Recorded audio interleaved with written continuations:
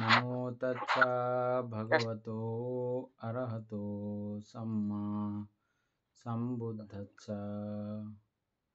জগৎপূজ্য মহাকারণিক তথাগত সম্যক সম্বুদ্ধ শ্রীচরণে কৃতজ্ঞ প্রণাম নিবেদন করে প্রজ্ঞাপারমিতে অংশগ্রহণকারী সকল উপাসক উপাসিকাগণের নিরোগ দীর্ঘায়ু সুখী জীবন তথা জ্ঞান বিমণ্ডিত জীবন কামনায় শুরু করতে চলেছি আজকের অভিধর্ম চর্চা ক্লাস, মহাপরিনির্বাণ সূত্র আলোচনা। মঙ্গল সাধু সাধু বলতে বন্দনা মঙ্গল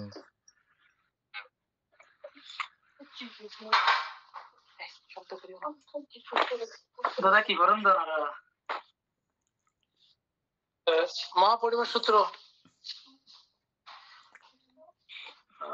বিশেষ নয় বে না কত খ্রিস্টাব্দে 32 নাম্বার।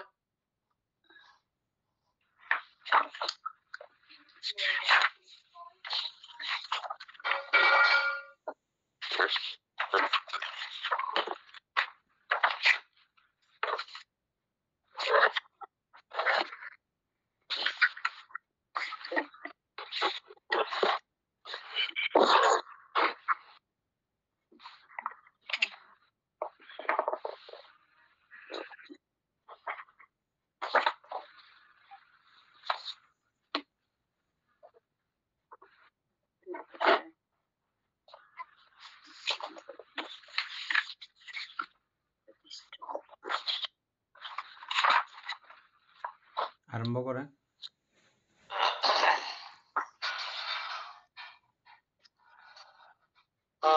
অতঃপর ভন্তে সে ব্যক্তির এই ভাব মনে উদয় হইল, কি আশ্চর্য, কি অদ্ভুত শান্তির সহিত প্রব্রজিতগণ বিহার করেন। যে সৎসঙ্গ জাগ্রত অবস্থাতে থাকিয়াও প্রায় স্পর্শ করিয়া করিয়া পঞ্চশত শকট গমন করিলেও দর্শনও করেন না, শব্দও শ্রবণ করেন না, অনন্তর কালাম গোত্রজ আলারের প্রতি মহাপ্রসাদ প্রকাশ করিয়া প্রস্থান করিলেন।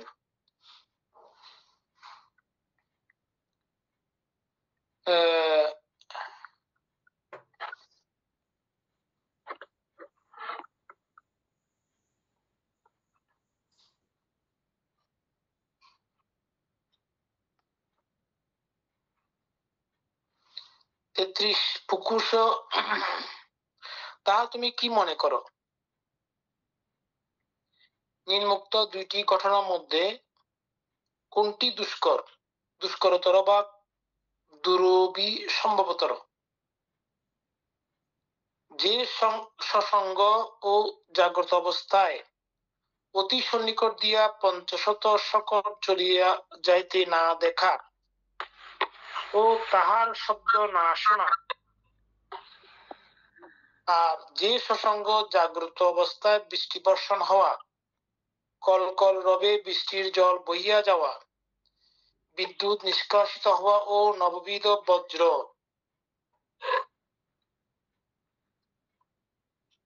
কেন বজ্র বলতে নববিধ অশ্বনি এগুলো পালিত আছে। আসাইয়া আসাইয়া কারতি বিচিকিৎসা সাথেরা গড়াচ্ছা পালিতে নববিধ বজ্র পতন হওয়া, তাহা না দেখা ও তাহার শব্দ শ্রবণ না করা। মানে এখানে এই দুইটা মনে একটু আলোচনা করলে ভালো হবে। কোন দুইটা? ওই যে কোনটি দুষ্করতর বা দুরবি সম্ভবতর? যে সৎসঙ্গ ও জাগ্রত অবস্থায় অতি সন্নিকট দিয়া পঞ্চশত শকট চলিয়া যাইতে না দেখা ও তাহার শব্দ না শোনা, আর যে সৎসঙ্গ জাগ্রত অবস্থায়, এখানে সৎসঙ্গ বলতে কি বোঝানো হচ্ছে? যে এখানে সংজ্ঞা আছে এরকম আর কি, সৎসঙ্গ আছে, উনার সংজ্ঞা আছে। হ্যাঁ, আচ্ছা,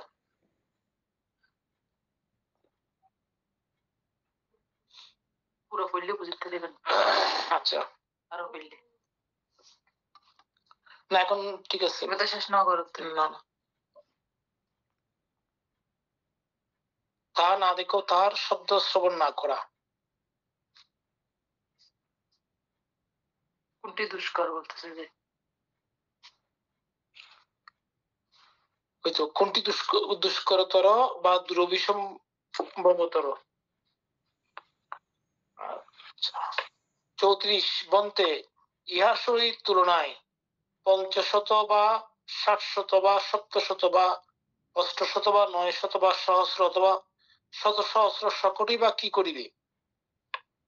বন্তে ইহাই দুষ্করতর ও দুরভিসম্ভবতর যে সৎসঙ্গ ও জাগ্রত অবস্থাতে বৃষ্টি বর্ষণ হওয়া, বৃষ্টির জল কলকল রবে বহিয়া যাওয়া ও বিদ্যুৎ নিষ্কাশিত হওয়া এবং নানাবিধ বজ্রপতন হইতে তাহা না দেখা ও তাহার শব্দ শ্রবণ না করা। 35 হে পুকুশ, একদা আমি হাতুমায় ভূসাগরে অর্থাৎ খরগৃহে অবস্থান করিতেছিলাম। তখন বৃষ্টি বর্ষিত হইয়া বৃষ্টির জল কল কল রবে বহিয়া যাইতেছিল, পুনঃ পুনঃ বিদ্যুৎ দেখা যাইতেছিল, মুহু মুহু বজ্রপতন হইতেছিল। ভূসাগরের অনতি দূরে 2 সহোদর কৃষক ও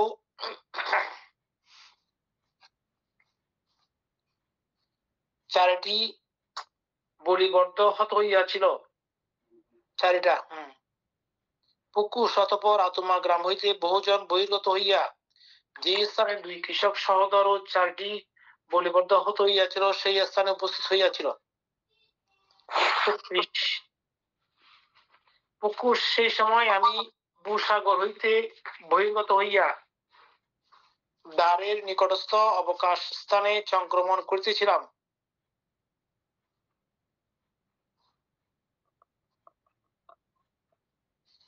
এখানে ভূসাগর বলছিল কি জানি,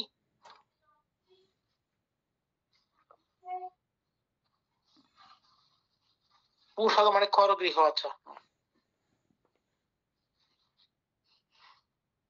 অনন্তর সেই জনতা হইতে এক ব্যক্তি আমার নিকট আগমন করিল এবং আমাকে অভিবাদন করত এক পাশে দাঁড়াইল।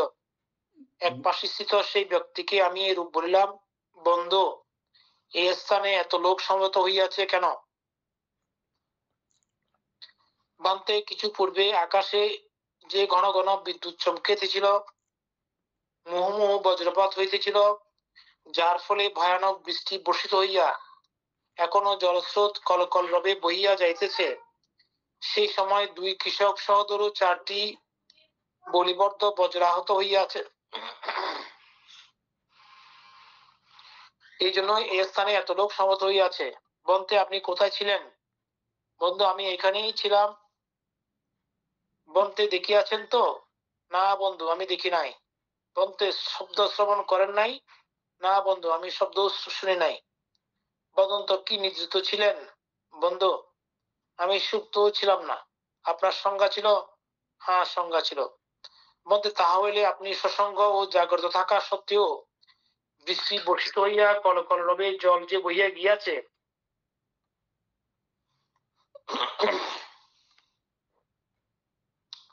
বিদ্যুৎ যে স্ফুরিত হইয়াছে, মুহু মুহু যে বজ্রপতন হইয়াছে, তা আপনি দেখেন নাই, ইহার শব্দও শুনেন নাই। হ্যাঁ বন্ধু, তাহাই বটে। পুকুশ, অতঃপর সেই ব্যক্তির এরূপ ভাব হইল, অতি আশ্চর্য, অতীব অদ্ভুত, শান্তির সহিত প্রব্রচিতগণ বিহার করেন। যে সসঙ্গ ও জাগ্রত থাকিয়া ও বৃষ্টি বর্ষিত হইয়া জল কলকল রবে বইয়া গেলে, বিদ্যুৎ স্ফুরিত হইয়া মুহু মুহু বজ্রপতন হইলে তাহা দেখেন না, শব্দও শোনেন না, আমার প্রতি উদার প্রসাদ প্রকাশ করিয়া আমাকে অভিবাদন ও প্রদক্ষিণ করত প্রস্থান করিল।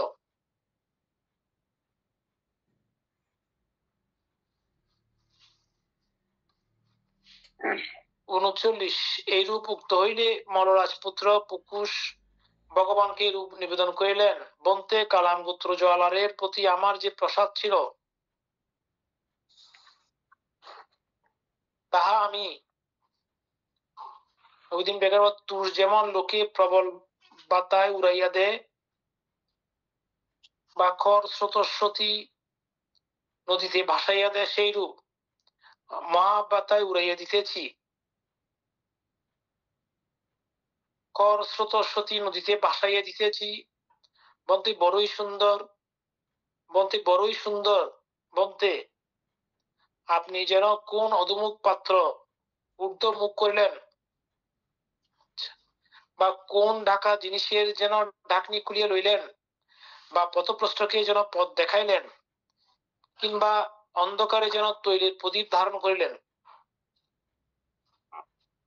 চক্ষুষ্মান দিগকে যেমন রূপসমূহ দেখাইলেন, এই রূপেই ভগবান অনেক প্রকারের ধর্ম প্রকাশ করিলেন।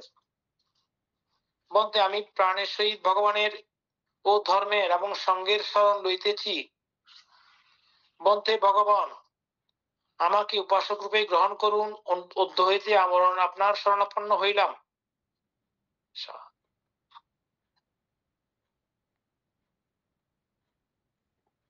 অতঃপর মলরাজপুত্র পুকুশ এক বুঝছেন তো ব্যক্তিকে না? আহ্বান এটা করতে পুরো বললেন। এই গল্পটা বুঝছেন না? বলতে এই গল্পটা বুঝছেন না? হ্যাঁ বলতে বুদ্ধ সংক্রমণ করছিলেন, সংক্রমণ করা অবস্থাতেও এই বজ্রপাতের শব্দ শুনতে পান নাই।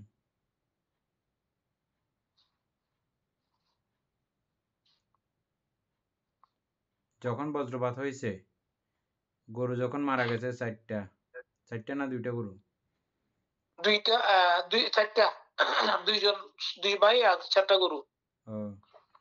তখন বুদ্ধ সংক্রমণ করছিলেন ওই ছনের ছানি ঘরের মধ্যে, ঘর থেকে বেরিয়ে করছেন বলতে। হ্যাঁ বারান্দাতে আর কি, হ্যাঁ বারান্দাতে। কিন্তু শব্দ শোনার নাই। সংক্রমণের সময়ও এভাবে মানে একচিত্ত হয়ে থাকতে পারেন, এটা বেশি ডেঞ্জারাস। ওটা তো বসে থাকছেন, যে প্রথম ধ্যানে থাকলে এটা অন্যরকম কথা। সংক্রমণে এভাবে চিত্তকে স্থিত রাখা, এটা কতটুকু মানে দূরদর্শী ব্যাপার। কারণ ওনার চোখ তো খোলা, অধ চোখ খোলা, চোখ খোলা, সবকিছু খোলা, কিন্তু ওনার বুদ্ধের স্মৃতি ছিল শুধু পায়ের মধ্যে সংক্রমণ অবস্থায়। কতটুকু চিত্ত শান্ত থাকলে, কতটুকু চিত্ত একনিষ্ঠ বা একাগ্র থাকলে এই বজ্রপাতের শব্দ আর শুনতে পান নাই।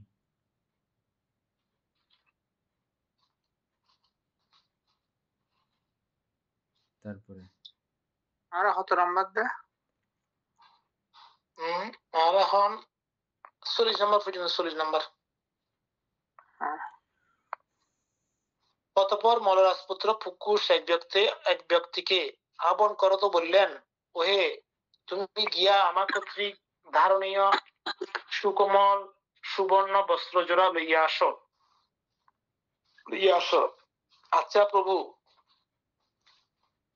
বলিয়া সেই ব্যক্তি মলরাজপুত্র পুকুশের আদেশে সেই সিঙ্গি সুবর্ণ বর্ণ সুকোমল বস্ত্রযুগল লইয়া আসিল। অনন্তর মলরাজপুত্র পুকুশ সেই ধারণীয় সিঙ্গি সুবর্ণ বর্ণ সুকোমল বস্ত্রযুগল তথাগতের সম্মুখে রাখিয়া বলিলেন, ভন্তে এই আমার ধারণীয় সিঙ্গি সুবর্ণ বর্ণ সুকোমল বস্ত্রজোড়া আমার প্রতি কৃপা করিয়া গ্রহণ করুন।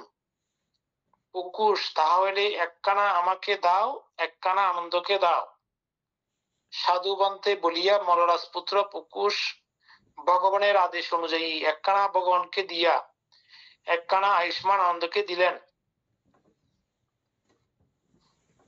41 অনন্তর ভগবান মলরাজপুত্র পুকুশকে বস্ত্রদান অনুমোদনাত্ম ধর্ম দেশনা করিলেন।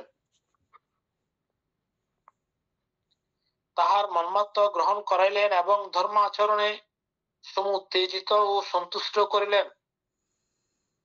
মলরাজপুত্র পুকুশ ভগবানের ধর্ম ব্যাখ্যায় ধর্মের মর্মার্থ বুঝিয়া তাহা গ্রহণ করিলেন এবং ধর্মাচরণে উৎসাহিত ও সন্তুষ্ট হইয়া ভগবানকে অভিবাদন ও প্রদক্ষিণ করত প্রস্থান করিলেন।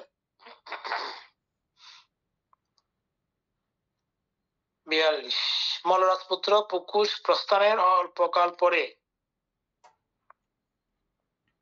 আয়ুষ্মান আনন্দ সেই ধারণীয় সিঙ্গি সুবর্ণ বর্ণ সুকোমল বস্ত্র যুগল ভগবানের দেহে স্থাপন করিলেন, পরাইলেন। ভগবানের দেহ আচ্ছাদিত হইলে উহা হীনপ্রভ দৃষ্ট হইতে লাগিল।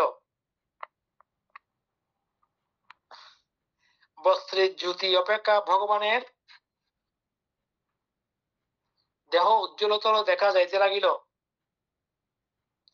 43 অনন্তর আয়ুষ্মান আনন্দ ভগবানকে সম্বোধন করিয়া এরূপ বলেন, বন্তে অতি আশ্চর্য, বন্তে অতি অদ্ভুত। তথাগতের শরীর বর্ণ এমন পরিশুদ্ধ ও এত উজ্জ্বল যে বন্তে এই সিঙ্গি সুবর্ণ বর্ণ সুকোমল ধারণীয় বস্ত্র যুগল ভগবানের দেহে পরিহিত হওয়ায় তাহা হীন প্রভ দৃষ্ট হইতেছে।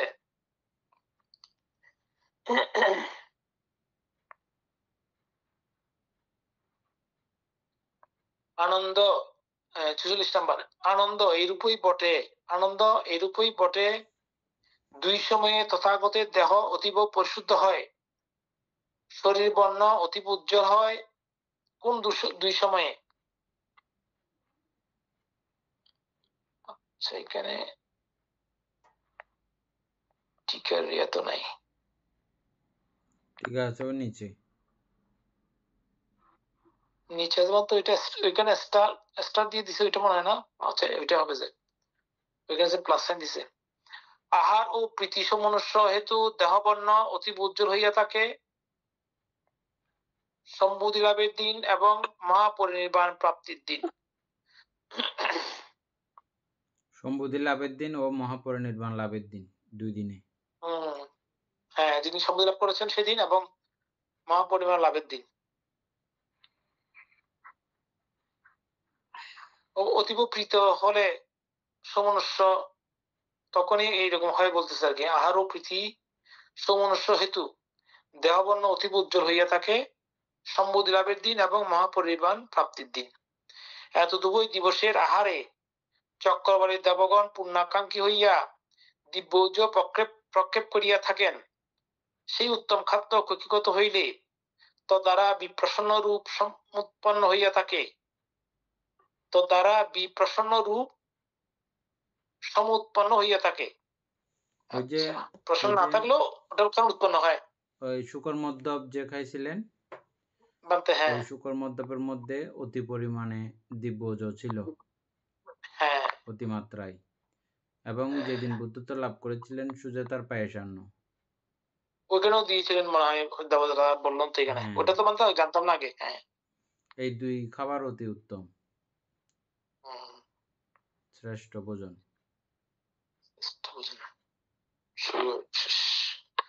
আহার সমুৎপন্ন রূপের প্রসন্নতা হেতু মনাদি স্বরেন্দ্রিয় অতীব সমুজ্জ্বল হয়। আচ্ছা, সম্বুদ্ধি লাভের সময় অনেক শত সহস্র কল্প কোটির সঞ্চিত কলুষ রাশি অদ্বৈ মুছিয়া দিলাম বলিয়া তথাগত বুদ্ধের বলবৎ মনুষ্য উৎপন্ন হইয়া থাকে। বুঝছেন?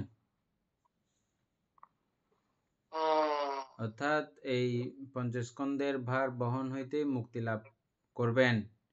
আজকে এই ভার আর বহন করতে হবে না, এটা জেনেও অরহৎগণের তথা সম্মুখ সম্বুদ্ধগণের এই পরিনির্বাণের দিনে অতি প্রসন্নতার কারণে দেহের উজ্জ্বলতা বর্ধিত হয়। এটা আমাদের সম্বুদ্ধি লাভের দিনে ইয়ে করছে নাকি? মুছে গেল কল্পান্তর যেগুলা ছিল সবগুলো মুছে গেল আর কি। তারপর হচ্ছে কি, তথাগত বুদ্ধের বলবৎ মনুষ্য উৎপন্ন হইয়া থাকে এবং তদ্বারা চিত্ত প্রসন্ন হয়, চিত্ত প্রসন্নে রক্ত বিশুদ্ধ হয়। আচ্ছা, রক্তের বিশুদ্ধিতে মনাদি স্বরেন্দ্রিয় উজ্জ্বল হইয়া থাকে।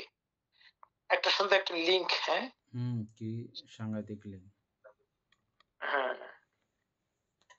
রক্তের সাথে এটা মানতে জানলাম নতুন। আগে বুঝতাম চিত্ত প্রসন্ন রক্ত সঞ্চালন বেশি হয়, কিন্তু রক্ত যখন বিশুদ্ধ হয় তখন সর্বেন্দ্রিয় উজ্জ্বল হইয়া থাকে।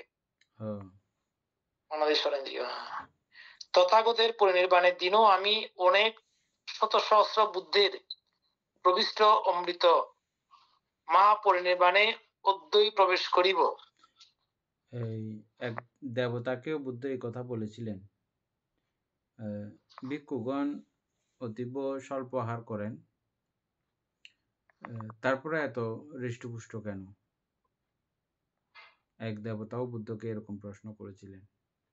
হৃষ্টপুষ্ট এবং তাদের দেহোজ্জ্বলতা অতীব সুন্দর কেন? বুদ্ধ তখন এই কথাটা বলেছিলেন, এখন যেটা করছেন। হ্যাঁ, বাদে চিত্ত প্রসন্ন হওয়ার কারণে হ্যাঁ, রক্ত বিশুদ্ধ হয়, রক্ত বিশুদ্ধিতে আচ্ছা আচ্ছা হ্যাঁ মনাদি সরেন্দ্র উজ্জ্বল হইয়া থাকে। সেখানে আবার আরেকটি কথা আছে। ওই ক্ষেত্রে অরহৎ হওয়ার আগের বিষয়গুলোও এখানে উল্লেখিত ছিল। অরহৎ হওয়ার আগেও যারা এরকম বিশুদ্ধ চিন্তা নিয়ে থাকেন তাদেরও এরকম। এক্ষেত্রে শুধু যে ভিক্ষুরা হবে তা নয়, এক্ষেত্রে কোনো ঋষিমুনি, ঋষি মহারিষি তাদের মধ্যেও এরকম একটা আকার কিন্তু ধারণ করে। তারাও নির্মল থাকেন বিদায়।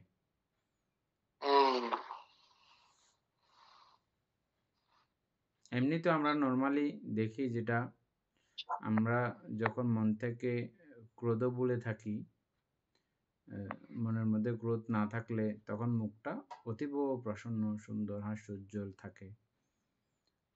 তখন কেউ আমাদের সঙ্গে কথা বললে ওরাও আমার এই মুখের অবয়বের কারণে ওরাও প্রসন্নতার সহিত কথা বলে।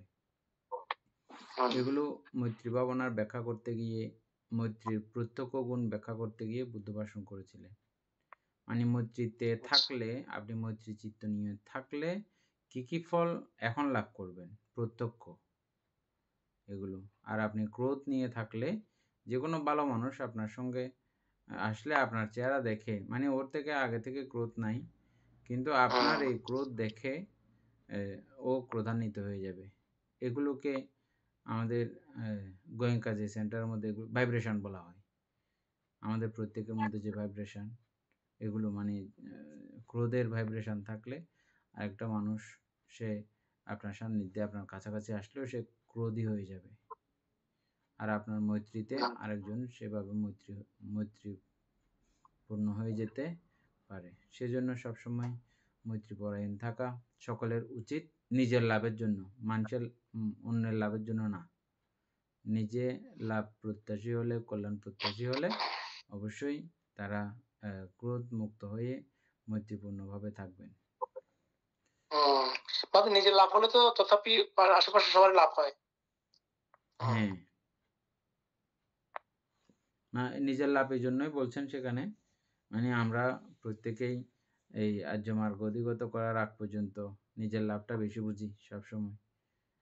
সেজন্য মানে আত্মানাংসে পিয়াং যাইয়া রাখিয়াতাং, খুব সুন্দর একটা কথা আছে।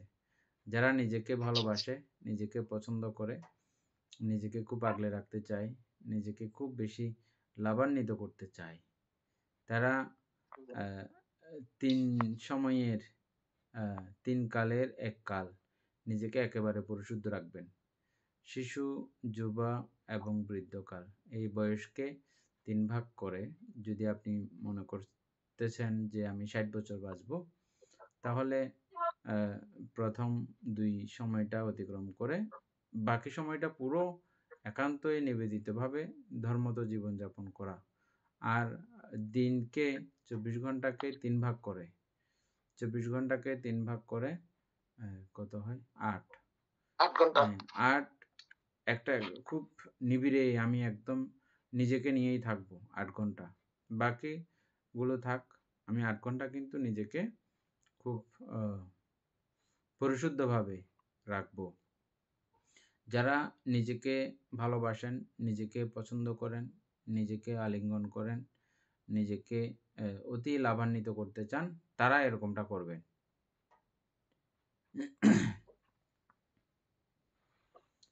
24 ঘন্টায় 8 ঘন্টা আর পুরো জীবনকে যদি 60 বছরে ইয়ে করেন তাহলে 20 বছর একান্তই নিজের জন্য রাখা। 70 বছর হলে আর একটু বেশ ধরবেন। হুম, 3 ভাগ করাটা এই দেশের ইয়ে বলতে সব ক্ষেত্রে 3 ভাগ করে ওরা। এইখানেও এদেশে এখানে সব ক্ষেত্রে 3 ভাগ করে ওরা। আচ্ছা। আপনার একটা ঘর করতে গেলে ওরা 3 ভাগ করে দেখে তারপর ঘরের দেয়। আর এগুলো তারপরে তো 2500 ইনকামটাকে বছর 3 ভাগ আগে। করে মোট কথা এখানে। আর হ্যাঁ তো 2500 বছর আগে এগুলো ভাগ করে গেছেন। হ্যাঁ ভাগ করে গেছেন। হ্যাঁ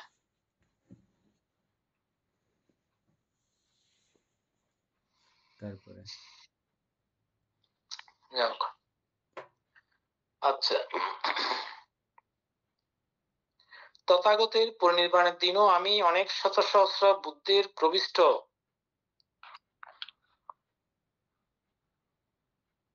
অমৃত মহাপরিনির্বাণে অদ্বৈ প্রবেশ করিব।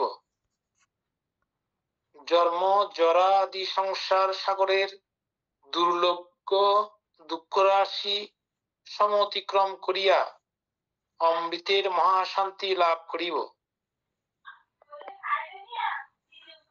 এইরূপ চিন্তা করায় তাহার বলবৎ সমনুষ্য হয়, সমনুষ্য হেতু চিত্ত প্রসন্নতা ঘটে।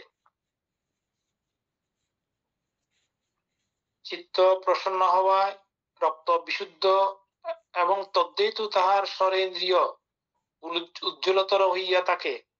এই দুই কারণে তথাগত বুদ্ধের দেহবর্ণ অতীব উজ্জ্বলতর হইয়াছিল।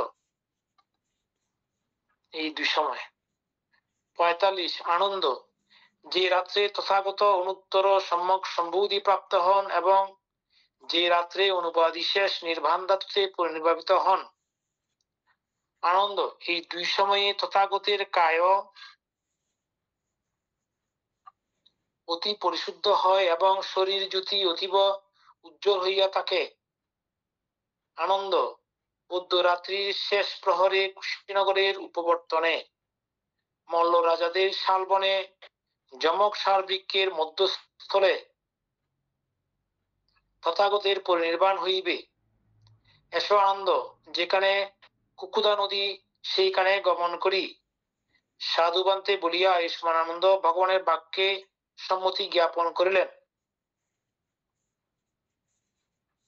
46 উক্ত গাথা মহাসংগীতির সময়ে স্থাপিত অর্থাৎ রচিত হইয়াছে। সিঙ্গি সুবর্ণ বর্ণ সুকোমল বস্ত্র যুগল মলরাজপুত্র পুকুশ আনাইয়া দান করিলে হেমবর্ণ শান্তা তদ্বারা আচ্ছাদিত হইয়া অতীব সুবিত হইলেন। 47 অনন্তর ভগবান মহাভিক্ষু সঙ্গ সম বিহারে ককুদা নদীর তীরে উপনীত হইলেন। উপস্থিত হইয়া এই নদীতে নামিয়া স্নান ও জল পান করিলেন এবং নদী হইতে উত্তীর্ণ হইয়া যেখানে আম্রকানন ছিল সেখানে গমন করিলেন। তথায় উপস্থিত হইয়া আয়ুষ্মান চুন্দক স্থবিরকে সম্বোধন করিয়া বললেন,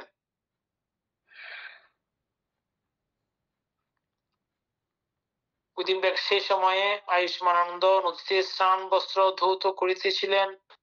চুন্দক স্থবির ওই সন্নিকটে ছিলেন। তদ্হেতু তাহাকে সম্বোধন করিলেন, চুন্দক, আমার জন্য সংজ্ঞাটি চিবর চতুর্গুণ করিয়া বিছাও। চুন্দক, আমি ক্লান্ত হইয়াছি, শয়ন করিব। সাধুবান্তে বলিয়া আয়ুষ্মান চুন্দক স্থবির সম্মতি প্রকাশ করত সংজ্ঞাটি চতুর্গুণ করিয়া বিস্তারিত করিলেন। 48 অতঃপর ভগবান স্মৃতি ও জ্ঞানযোগে যথাসময়ে উঠিব মনস্থ করিয়া দক্ষিণ পদের উপর বাম পদ ঈষৎ ব্যতিক্রম ভাবে দক্ষিণ পদের উপর বাম পদ ঈষৎ ব্যতিক্রম ভাবে স্থাপন করত দক্ষিণ পার্শ্বে হইয়া সিংহসজ্জায় শয়ন চতুর্বিধ যথা কামভোগী শয়ন, প্রেত শয়ন, সিংহ শয়ন, তথাগত শয়ন।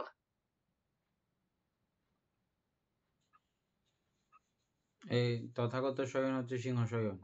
সিংহ শয়ন, হ্যাঁ সিংহসজ্জা এটা। অর্থাৎ তথাগত সম্যক সম্বুদ্ধগণ আমরা যেরকম বালুসে একদম মাথা লাগিয়ে শুই, হুম, এরকম বুদ্ধত্ব লাভের পরে কখনো তিনি এরকম ঘুমাননি। হুম, তবে ওনার শিষ্যগণের মধ্যে বিশেষ করে মহাকাশ্য ভান্তে উনি তো শোননি, উনি কখনো শোন নাই।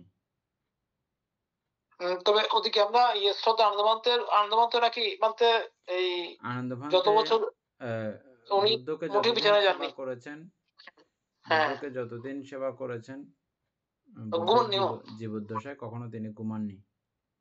এটা আশ্চর্য কথা। বসা এবং দাঁড়ানো দুই ইজ্জাপতে, হুম, বসা দিচ্ছে দাঁড়ানো কোথায় হাঁটা আটা সংক্রমণ ছিলেন। 3 ইজ্জাপতের মধ্যে তিনি করেছেন। তারপরে শুধু আনন্দ ভান্তে না, আমাদের ভিক্ষুণীদের মধ্যেও ছিলেন গৌতমী, বুদ্ধে বুদ্ধমাতা গৌতমী আচ্ছা, আর কি। তিনিও কত বছর ঘুমাননি। এরকম আরো অনেকজন আছেন। তাই? ও আচ্ছা। বনভান্তে এগুলোকে খুব করে বলতেন, সুখে, আনন্দে, আনন্দ উপভোগ করতে করতে ঘুমানোর সময় থাকে না। প্রীতি আনন্দ ও উপভোগ আচ্ছা। করে যায়, এগুলো করতে করতে হুম, ঘুমানোর সময় থাকে না। দুঃখিত মানুষের ঘুম যায়, হুম, যারা সুখী মানুষ তাদের ঘুম নাই, ঘুম আসে না আনন্দ উপভোগ করতে করতে। হ্যাঁ, তারপরে আচ্ছা, আচ্ছা। আমাদের শ্রদ্ধা বর্ধমান বলতেন যেটা। হ্যাঁ, ভান্তেও খুব আচ্ছা, কম ঘুমাইতেন। ভান্তে তো হ্যাঁ, চেয়ারেই থাকতেন আর আমরা দেখতাম অনেক রাত্রি পর্যন্ত ভান্তে জেগেই থাকতেন। অবশ্য আমরা আচ্ছা, দেখার আচ্ছা। কারণ হচ্ছে যে ভান্তে কে 4 ঘন্টা পর পর ডিউটি চেঞ্জ হতো। দুজন করে বা তিনজন করে 4 ঘন্টা 4 ঘন্টা, সারা রাত্রিই থাকতো, সারা দিনই থাকতো এভাবে। সেজন্য কতক্ষণ ঘুম যায় এটা দেখতে পাইতাম আর কি আমরা। আচ্ছা, আচ্ছা, আচ্ছা। আয়ুষ্মান চন্দ্রকস্তবেরও সেখানে ভগবানের সম্মুখে বসিলেন। 49 উক্ত গাথাসমূহ ও মহাসঙ্গীতির সময় স্থবিরগণ কর্তৃক কথিত হইয়াছে, বুদ্ধ প্রসন্ন সলীলা মধুরতোয়া শীতলোদকা ককুদা নদী তীরে গমন করিলেন। লোকে অপ্রতিমসুর তথাগত সস্তা তথায় অক্লান্ত রূপে অবগাহন করিলেন। লোকে অপ্রতিমসুর তথাগত সস্তা, বুঝলাম না আমাদের কি বললো, তথায় অক্লান্ত রূপে অবগাহন করিলেন। আবার পুরো লাইনটা করেন। এখানে 49 নম্বর বলছে কি, উক্ত গাথাসমূহ ও মহাসঙ্গীতির সময় স্থবিরগণ কর্তৃক কথিত হইয়াছে, বুদ্ধ প্রসন্ন সলীলা মধুরতোয়া শীতলোদকা ককুদা নদী তীরে গমন করিলেন। আচ্ছা, ওই নদীর নাম এটা ঠিক আছে। হ্যাঁ, লোকে প্রসন্ন অপ্রতিমসুর। প্রসন্ন সলিলা, সলিল মানেও পুকুর। হ্যাঁ, আহ, মধুরতোয়া নদীর নাম আর কি। শীতলোদকা ককুদা নদী। উদকা মানে পানি, উদক। ককুদা ককুদা মানে নাম। ককুদা নদী হতে, নদী হ্যাঁ, হতে নাম। হ্যাঁ, হ্যাঁ, না আমি বলছি ওইটা লোকে অপ্রতিমসুর তথাগত শাস্তা হুম। তথায় অক্লান্ত রূপে অবগাহন করিলেন। অক্লান্ত রূপে ওই পুকুরের মধ্যে যখন স্নান করতেছিলেন তখন অক্লান্ত রূপে মানে ক্লান্ত না। আচ্ছা, অপ্রতিমসুর দিছে মনে হয়, এটা কোন একটা নাম দিছে লোকে অপ্রতিমসুর, যাও ওই শব্দটা উত্তর, এটা একটা গুণ। গুণ আর হ্যাঁ, কি, একটা বুদ্ধের গুণ এরকম হবে আর কি। মানে অপ্রতিমসুর। ওই রকম আকারে তিনি এই অবস্থাতে আজকে পরিনির্বাপিত হবেন, তখন তো ক্লান্ত হওয়ার কথা। উনি ক্লান্ত হননি। হ্যাঁ, ক্লান্ত না হয়ে অপ্রতিমসুর তাহলে সুন্দর না। আচ্ছা। শাস্তা স্নান ও জল পান করিয়া এই মনচুন্দকের সহিত ভিক্ষুগণের মধ্যে উপস্থিত হইলেন এবং বক্তা ইহলোকে চতুর্শীতি সহস্র ধর্মস্কন্ধের প্রবর্তক মহর্ষি ভগবান ভিক্ষুসঙ্গ সমবিহারে তত্ত্ব আম্রবণে উপস্থিত হইলেন। তখন আয়ুষ্মান চুন্দককে সম্বোধন করিয়া বলিলেন, আমার জন্য সংজ্ঞাটি চিবর, চতুর্গুণ করিয়া বিস্তার করো, আমি শুইব। আয়ুষ্মান চুন্দক ভাবিত আত্মা বুদ্ধ কর্তৃক আদিষ্ট হইয়া মুদিত মনে ক্ষিপ্র হস্তে সংজ্ঞাটি চতুর্গুণ করিয়া বিস্তার করিলেন। সস্তা অক্লান্ত রূপে শয়ন করিলেন, তথায় চুন্দক সম্মুখে উপবেশন করিলেন। অনন্তর ভগবান আয়ুষ্মান আনন্দকে সম্বোধন করিলেন, হে আনন্দ, যে কেহ স্বর্ণকার পুত্র চুন্দের রূপ বলিয়া কোন অনুতাপ উৎপাদন করে, যে বন্ধু চুন্দ তোমার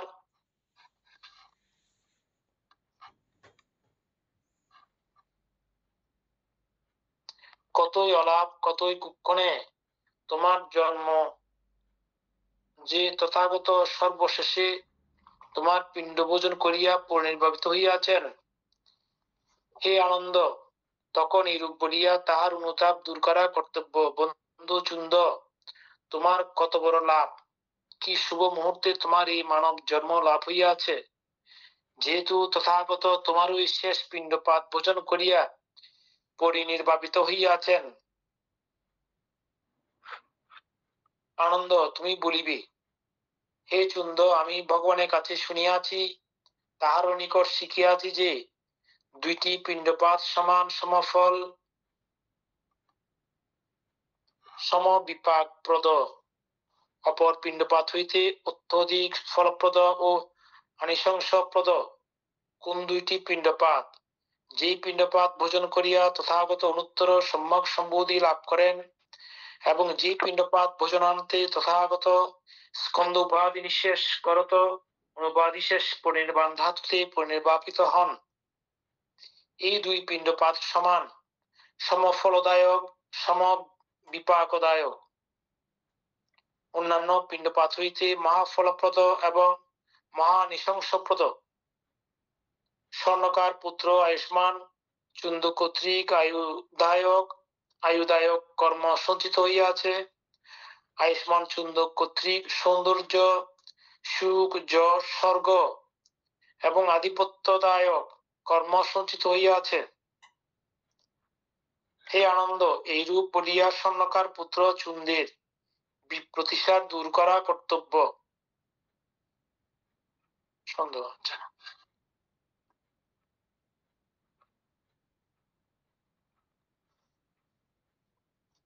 আলার বেদল্য বানবারং চতুর্থ নিতীতং। আচ্ছা, 51 অনন্তর ভগবান দানফল, শিরগুণ এবং পূজা লাভে তথাগতের যোগ্যতা এই ত্রিবিধ অর্থ অবগত হইয়া তৎকালে এই প্রীতিগাথা উচ্চারণ করিলেন।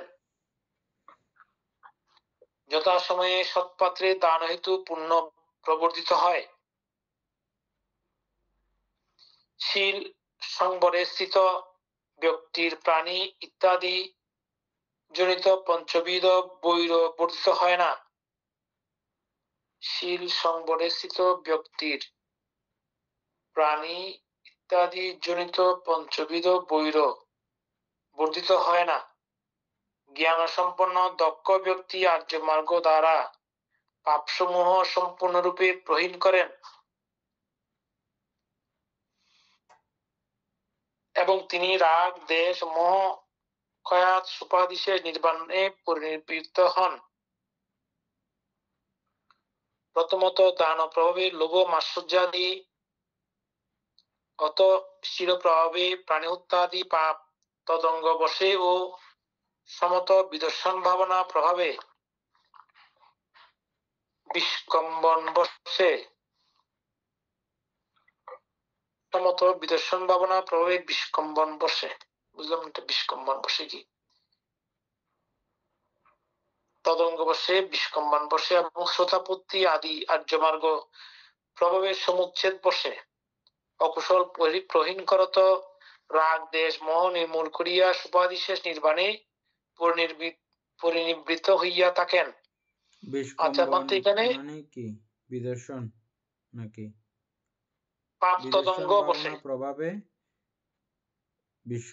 বিষ্কম্বন বসে। বাতে বল শিল প্রভাবে প্রাণহত্যাদি পাপ তদঙ্গ বসে ও সমত বিদর্শন ভাবনা প্রভাবে বিষ্কম্বন বসে এবং শ্রোতাপত্তি আদি আর্য মার্গ প্রভাবে সমুচ্ছেদ বসে। তিনটা আসছে না? হ্যাঁ, পাপতদঙ্গ, বিষ্কম্বন, সমুচ্ছেদ। বিষ্কম্বন এটা ইয়ে থাকবে, গুগলে থাকবে।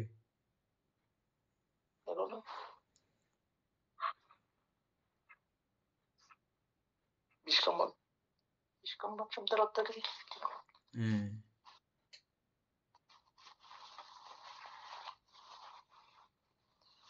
চতুর্থ অধ্যায় সমাপ্ত হচ্ছে। নিচে কি আছে এখানে? আচ্ছা, এখানে বিষ্কম্বন বা আঙ্কির অর্থে বড় বড় শিকার শিকার বি বি মদিনার মদিনার সৈকত সৈকত ময় ময় ভদ ভদ উদ্যান। উদ্যান।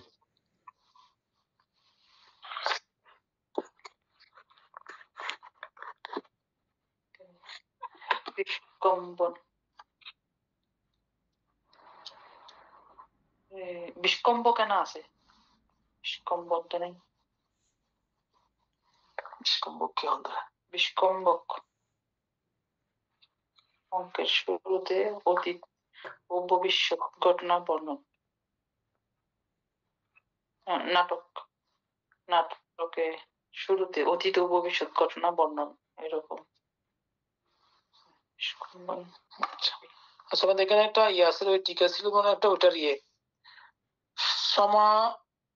সমফলা সর্বাকারে সমান এবং সমফলপ্রদ সুজাতা দেবীর প্রদত্ত পরমান্ন তথাগত স্বরাগ স্বদেশ সমূহকালে পরিভোগ করিয়াছিলেন। স্বর্ণকার পুত্র চুন্দের শুকর মধ্য বীতরাগ বীত দেশ ও আচ্ছা বীত মহাকালে পরিভোগ করিয়াছিলেন। আচ্ছা,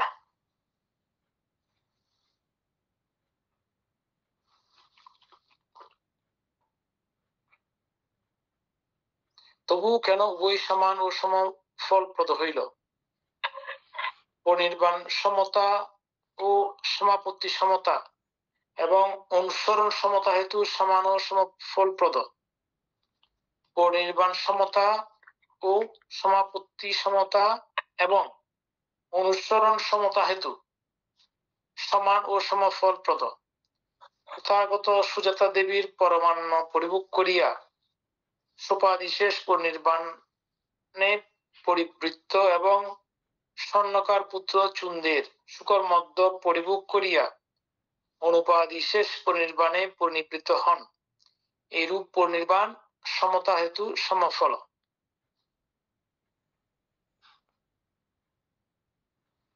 বুঝছেন? এটা দিয়েও নির্বাণ লাভ করেছেন, এটা দিয়েও নির্বাণ লাভ করেছেন, সেজন্য সেজন্য সমফল।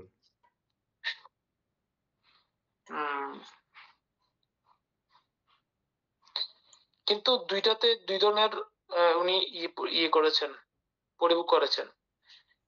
প্রথমটাতে উনি স্বরাগ স্বদেশ সমূহ কালে পরিভোগ করেছিলেন ওই সুজাতার পায়েস। আর শুকর মধ্যব যখন পরিভোগ করেছেন তখন বিতরাগ বিতদেশ বিতমোহ কালে,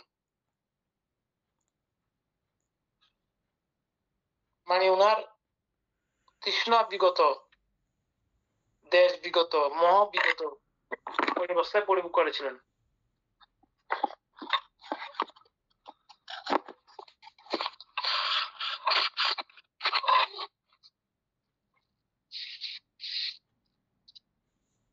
আচ্ছা, তথাগত সম্পত্তি লাভের দিন। বিসম্বক শব্দের অর্থ বিপাসনা বা বিশেষভাবে দর্শন, একই কথা। বিকসম্বন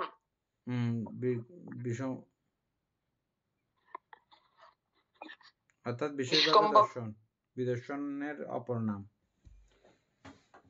ওটা তো ঠিক আছে, আমাদের বিদর্শন বলা, এটা ঠিক আছে। বিষ্কম্বন বসে, বিষ্কম্বন বসে মানে বিশেষভাবে দর্শন বসে। আচ্ছা,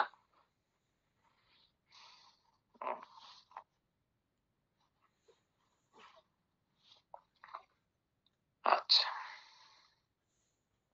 তথাগত সম্বুদ্ধি লাভের দিন চতুর্বিংশতি কোটি শত সহস্র সংখ্যক সমাপত্তি সমাপন্ন হইয়াছিলেন। তথা পরিনির্বাণ সময়েও এইরূপ সমাপত্তি সমতা হেতু সমান ও সমফলপ্রদ। সুজাতা দেবী যখন শুনলেন যে তিনি যাহাকে পরমান্ন দিয়াছেন তিনি বৃক্ষ দেবতা নহেন, স্বয়ং বোধিসত্ত্ব, তাহার প্রদত্ত পরমান্ন পরিভোগ করিয়া বোধিসত্ত্ব অনুত্তর সম্মুখ সম্বুদ্ধি লাভ করিয়াছেন এবং সপ্তাহ সেই পরমান্ন দ্বারাই তিনি অতিবাহিত করিয়াছেন। ইহা শ্রবণে সুজাতা দেবীর অহো আমার পরম লাভ বলিয়া মনে হওয়ায় বলবৎ প্রীতি সমনুষ্য উৎপন্ন হইয়াছিল। আচ্ছা, মানে তাহলে উনি সম্মুখ সময় লাভ করার পরে সপ্তাহ আর কিছুই খাননি না? সেখানে দেবতারা ওজু দিয়েছেন যে আচ্ছা, দেবতারাও যত দিয়েছেন, দিব্য ওজু দিয়েছেন, হ্যাঁ, ওই মিক্স করে ইয়ের সাথে পায়েসের সঙ্গে। তারপরে আর আরো একটা স্পেশালিত্ব আছে, এটা এই পায়েসটা প্রত্যেক বছর উনি এই স্পেশালি করে বানাইতেন। ও পায়েসটার ঘটনা আরো আছে। হ্যাঁ, না, পায়েসটার ঘটনা আছে, মানে উনি ইয়ে করে বলছেন কি জানি দুধের কয়টা গরু দুধের কিভাবে ইয়ে করে ক্ষীর বানিয়ে বানাইছেন আর কি। হ্যাঁ, ক্ষীর পায়েস তো নরমাল দুধ দিয়ে বানাইলে ক্ষীর পায়েস, তবে এটা ওই দুধ খাওয়াই কয়টা গরু। হ্যাঁ, অত্যন্ত শক্তিশালী, সেদিক থেকেও শক্তিশালী পায়েসটা, আবার দেবতাগণের দ্বারাও শক্তিশালী। সেখানে সপ্তম সপ্তাহ উনি সেখানে ছিলেন। আচ্ছা, ইহা শ্রবণে সুজাতা দেবীর ওহো আমার পরম লাভ বলিয়া মনে হওয়ায় বলবৎ প্রীতি সমনুষ্য উৎপন্ন হইয়াছিল। স্বর্ণকার পুত্র চুন্দেরও যখন মনে হইল যে ভগবানকে শেষ পিণ্ডপাত আমি দিয়াছি, আমার কর্তৃক ধর্মের শিরোভাগ ঘৃত হইয়া আছে, আমার পিণ্ডপাত পরিভোগ করিয়া শাস্তা অনুপাদি শেষ পরিনির্বাণে পরিবৃত হইয়াছেন, ইহার স্মরণে তাহার বলবৎ প্রীতি সমনুষ্য উৎপন্ন হইয়াছিল। এইরূপ অনুসরণ সমতা হেতু সমান এবং সমফলপ্রদ হইয়াছে। ও আচ্ছা,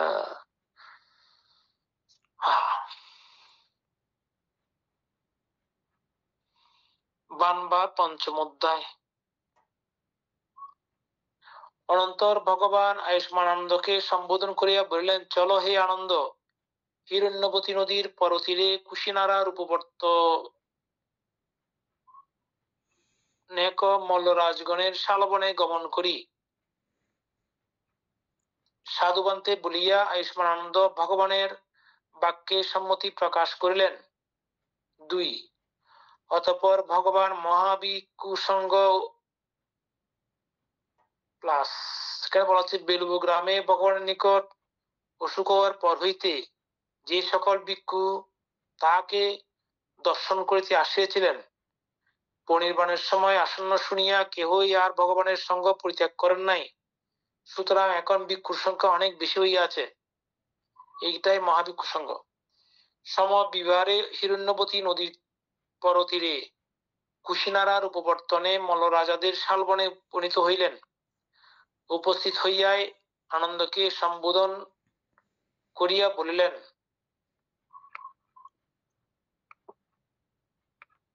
3 আনন্দ, তুমি আমার জন্য যমক শালবৃক্ষের অন্তর্বর্তী স্থানে উত্তর শিষ্য করিয়া মঞ্চ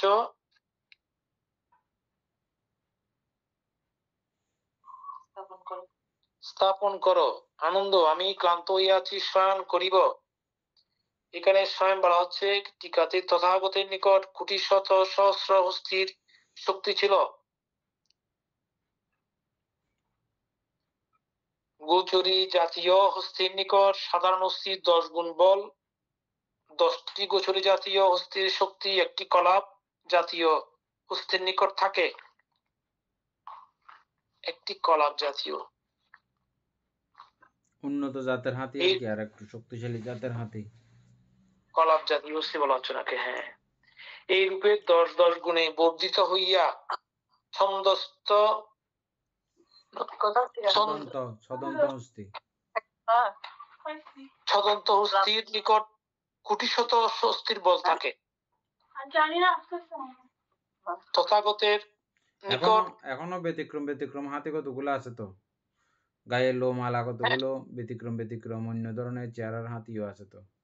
এখানে ফ্রান্সের মধ্যে একটা ইয়াতে গেছিলাম যে হাতির চেহারায় ছোট ছোট হাতি কতগুলো আছে, মানে দেখতে হাতির মতো সবকিছু, তবে হাতি না, আরেকটা প্রাণী এখানে।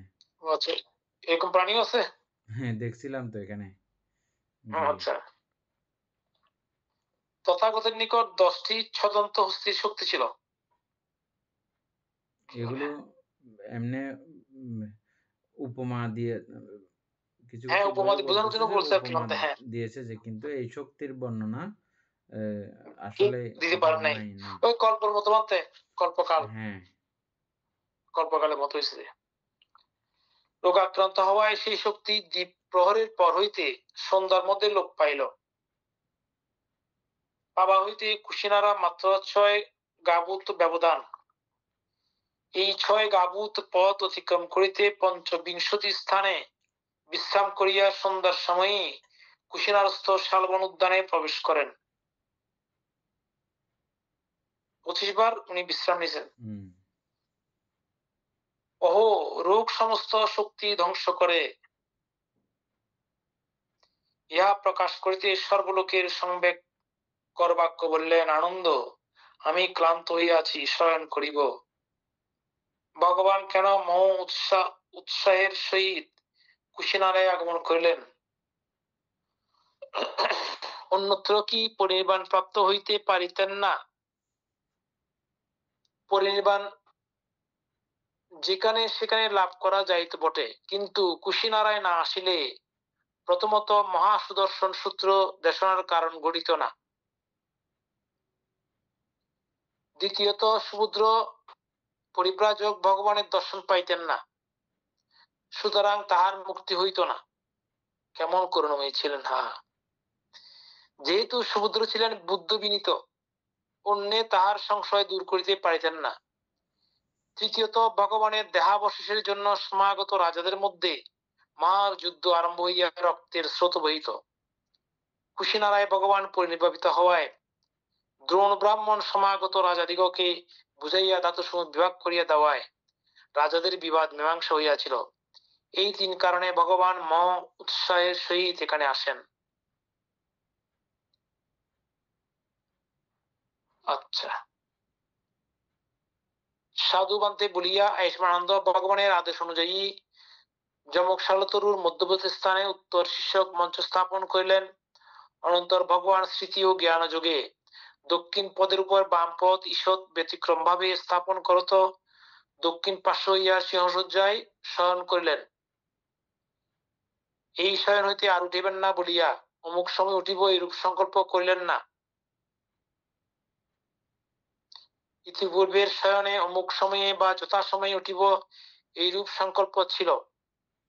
এই সম্যক সম্বুদ্ধগণ যে কোনো সময় শয়ন করলে ওনারা শয়ন করার সময় কতক্ষণে উঠবেন এটা নির্দিষ্ট ছিল, কিন্তু আজকে আর সেটা করলেন না। এটা শেষবারের মতো শয়ন। 4 নাম্বার, সেই সময় যমক শালতরুর ও অন্যান্য শালতরুর এবং অন্যান্য বৃক্ষলতাদির সর্বাঙ্গে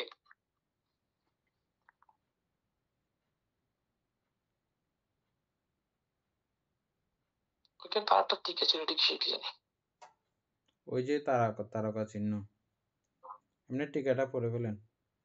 মঞ্চ, শালবন উদ্যানে মল্লরাজার শয়ন মঞ্চ খাট ছিল, তা লক্ষ্য করে বলা হইয়াছে মঞ্চ।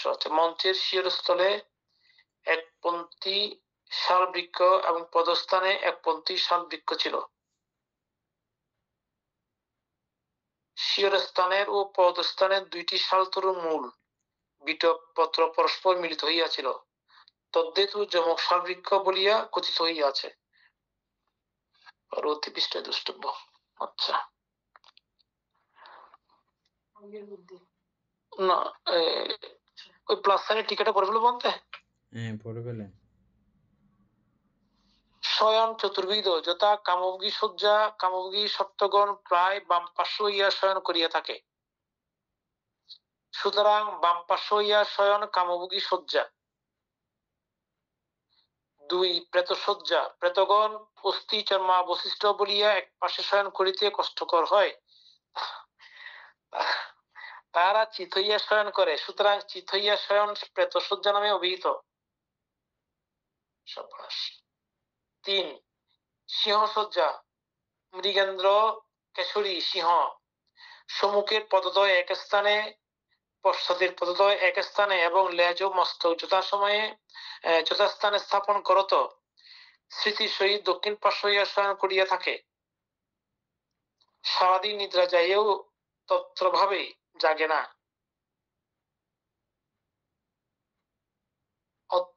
তত্রস্থভাবে জাগে না, অত্রস্থভাবে জাগ্রত হইয়া প্রথমে মস্তক উত্তোলন পূর্বক দেখে যে লেজ ও পাগুড়ি যথাস্থানে আছে কিনা।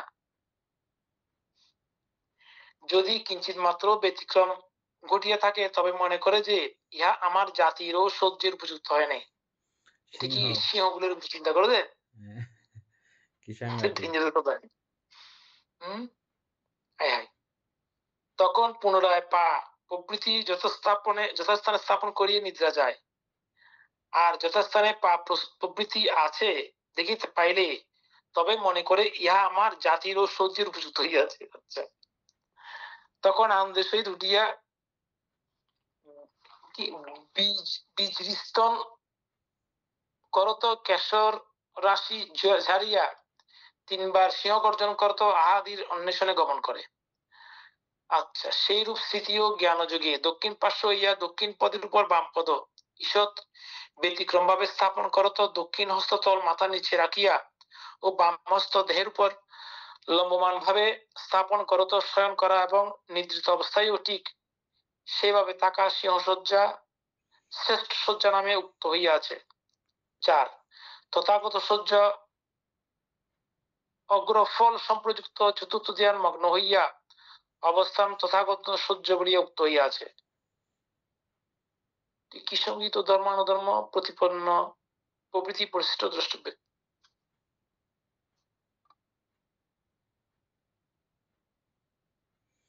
যখন এরকম বিশ্রাম করেন তখন চতুর্থ ধ্যানে থাকে বলতেছে যে না? হ্যাঁ বলতে ওই সিংহসজ্জার এটা চতুর্থ চতুর্থ ধ্যানে থাকে বলতেছে না। সোজা এখন কথা। তো এই বিষয়টা আমরা তাকে কোনো জানলাম না, আজকে জানলাম এটা। কি বুঝি তো সেই সময় জমকশাল তরুর না, এটা চারটে কালকে পড়বো তো 4 নম্বর। ঠিক আছে। কারণ এখন এটা 4 নম্বর অনেক বড় তো এটা। সদ্ধর্ম প্রাণ প্রিয় উপাসক উপাসিকা বৃন্দ, এতক্ষণ যাবৎ আমরা মহাপরিনির্বাণ সূত্র আলোচনা করেছি। এতে আমাদের অপ্রমেয় পুণ্য সাধিত হয়েছে। পুণ্যরাশি অনন্ত চক্রবাসী সত্যগণকে দান করছি, গুরুভান্তি দেহকে দান করছি, মাতা পিতাগণকে দান করছি এবং যারা আমাকে প্রতিনিয়ত ধর্মচর্চায় সহযোগিতা করছেন তাদেরকে পুণ্যরাশি দান করছি। যারা আমাকে প্রতিনিয়ত চারিত্র ইত্যাদি দান করেন তাদেরকে পুণ্যরাশি দান করছি। এই পুণ্যরাশির কাছে আমরা প্রত্যেকে প্রার্থনা করব নির্বাণ লাভ অবধি অসৎ ব্যক্তি মূর্খ ব্যক্তি পাপ মিত্রের সংসর্গ লাভ না করে সদা সর্বদা জ্ঞানদর্শী কল্যাণ মিত্রের সান্নিধ্য সংসর্গ লাভ করতে সক্ষম হই। এইরূপ সাধু কামনা পোষণ করে আজকের মতো ক্লাস এখানে সমাপ্ত করছি। সাধু সাধু সাধু ওকাশা বন্দামি বন্ধি দ্বারাতেন অপরাধম ক্ষমাতু মে বন্ধে